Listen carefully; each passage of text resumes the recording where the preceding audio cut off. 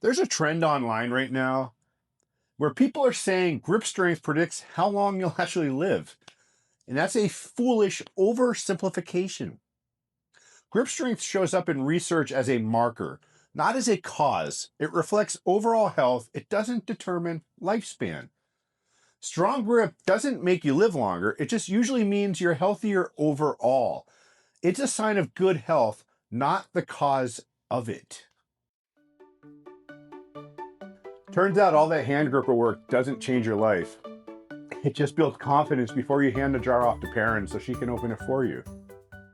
But using attachments like these actually trains grip inside real movements, while still giving meaningful stimulus to the muscles you're trying to grow.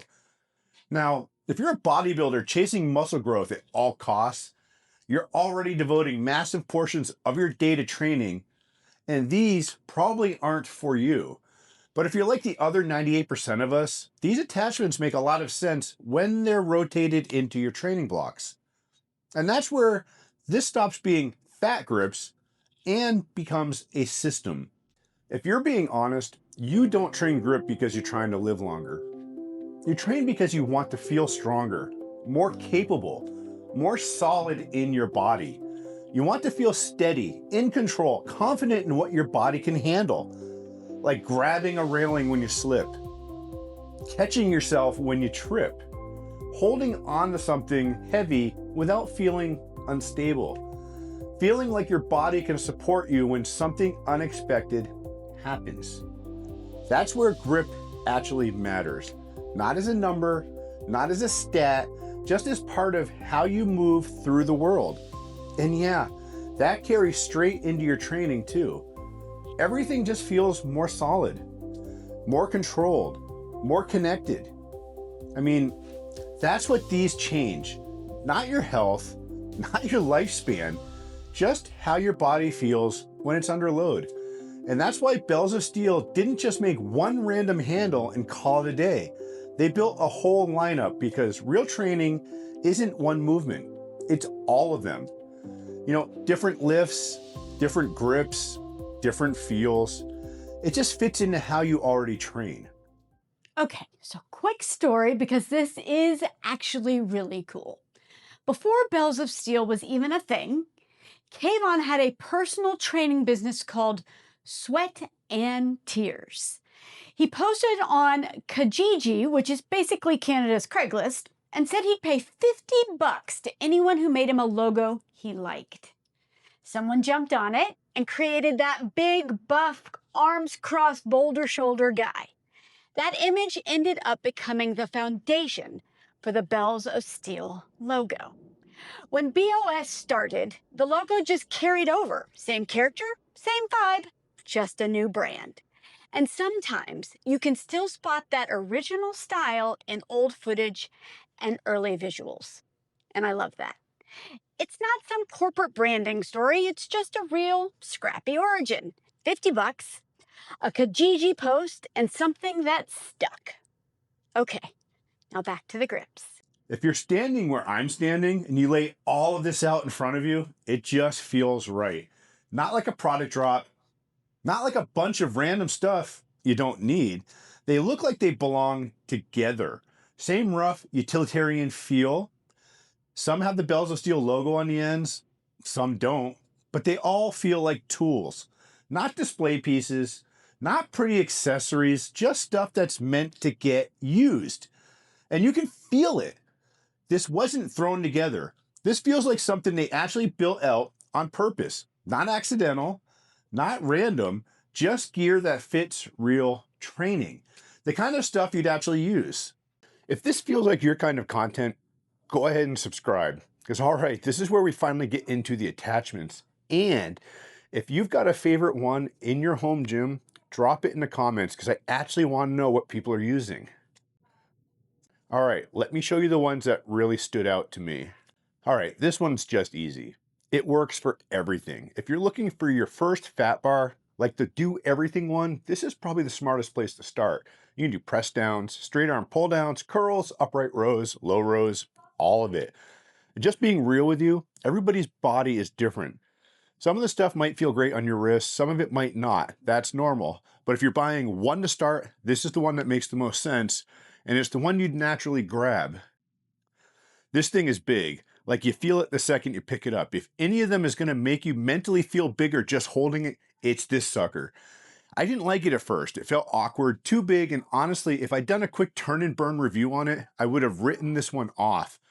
But we've had these long enough to actually rotate them in and out of training, and this one grew on me. Once the shock of how big it feels wears off, it just starts feeling solid.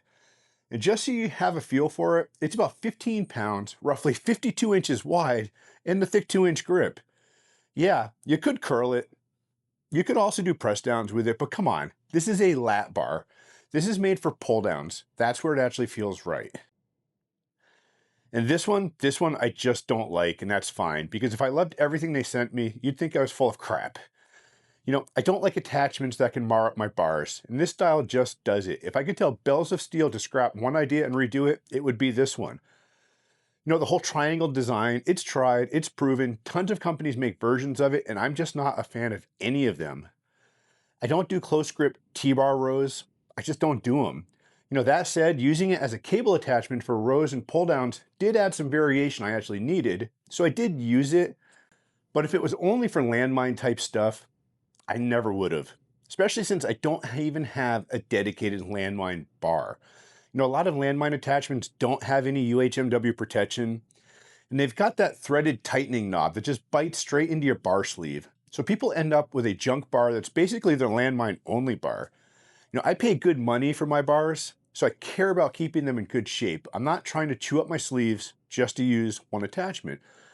So Bells of Steel, honestly, I'd love to see a redo on this one.